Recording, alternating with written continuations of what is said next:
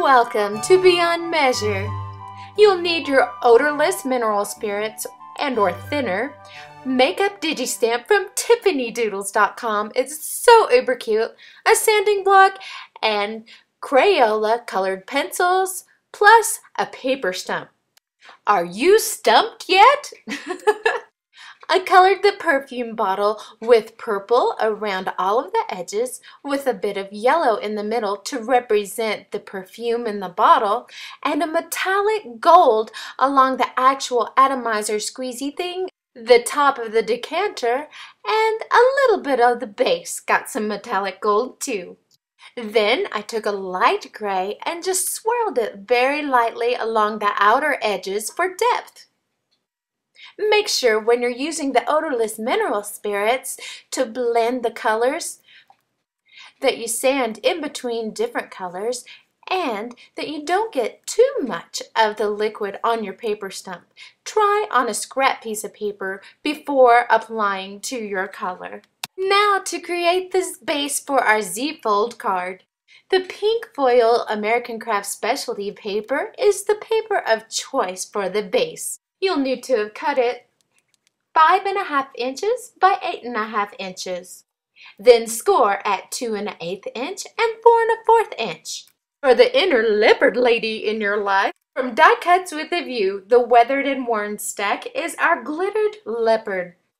In the leopard, you'll need 2 of the 2 inch by 5 1/4 inches, and you'll need 1 of the 4 inch by 5 1/4 inches. Ink it up with Tim Holtz Distress Inks in Worn Lipstick and Walnut Stain. Next up is the Scotch Pink ATG to adhere the panels with ease to our card base, making sure to align all of your tops, your bottoms, and your edges.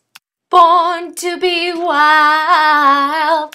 Now for the flip side of our card, I'm using Walnut Stain Distress Ink by Tim Holtz plus the wonderful Distress Stain in Walnut Stain by Tim Holtz. To adhere to the back of your card, we'll need to cut 2 inch by 5 1/4 inches 2 times and then the 4 by 5 1/4 inches 1 time and adhere with the ATG. Next up is the awesome Xyron 5-inch Creative Sticker Machine. I love to use this with my digi-stamps. I like to have 3 different layers for stability. 3 for stability. Oh my goodness! I just ran out of adhesive. Gotta love it. Count it all joy because I have Scotch Quick Dry Adhesive to bail me out in times of need. Because of using the light gray for depth around my digi-stamp, I'm not cutting totally along the black line. I'm leaving, so to speak, a margin.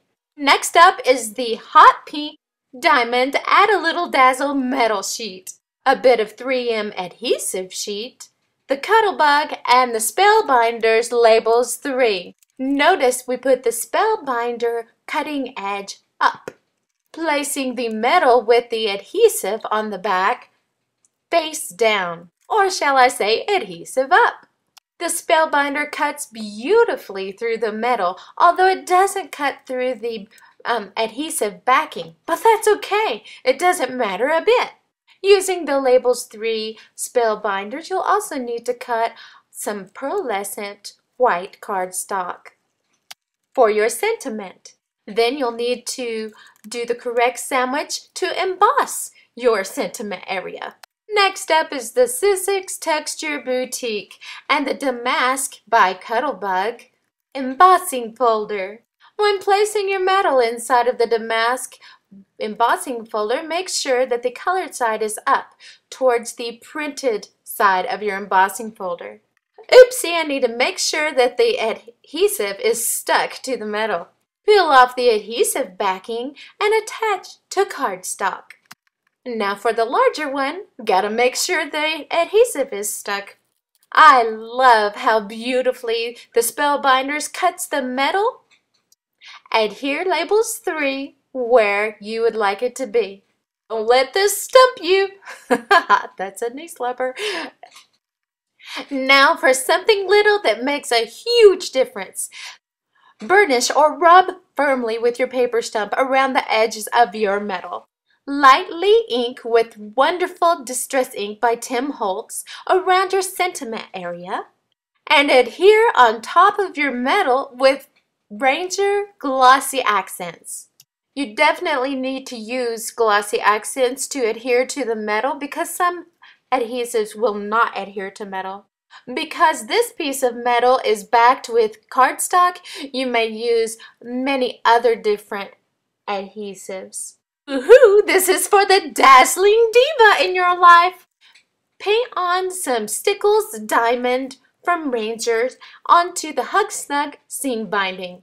Be sure to grab your Zotz 3D glue dots to adhere our perfume bottle to our metal and front of the card. Noticing that I cut some of those to go along the little tube part. Now to dazzle up our perfume bottle with some glossy accents. This will give it a glass effect. Set to the side to dry. Now up is our Crafter's Companion, the ultimate tool. It will even help you to make cute bows. This is our dazzled up with Diamond Stickles Hug Snug seam binding. Fluff, fluff, fluff that bow. Just work at it and you'll get it to where you really like the way it's looking. Okay, so a diva card is not complete without a Viva Decor pearl pin, right? I'm using iced white for the actual pearl effect. Finishing it off with a gold, which is uber beautiful. Make sure that the perfume bottle glossy accents are dry. Now your bedazzler should already be heated up. Be uber careful, but I'm going to show you how I use a little straight pin to enable me to get the stone off of the end. Sometimes it gets a little of the warm adhesive on the end of the tool. These little jeweled flower embellishments came from Tuesday Morning a couple of years ago, so I'm so sorry I don't know what they're called. Attach the ribbon bow with the Zotz 3D glue dots. Now for a beautiful flowing windblown effect, I'm using the glue dots minis to twist, turn, and flow the ribbon over the card. Next, use your Tonic Ranger scissors to cut the back off of an antique button. Adhere the button to the bow with a Zotz 3D glue dot. I had an oopsie in my videoing, so you won't see me make the flower from the Spellbinder's Flower Creations out of the beautiful leopard paper, then attaching a rhinestone in the center. Please forgive me, I recorded the ceiling instead of my craft table. But thank you so much, you're so very special. Be blessed beyond measure.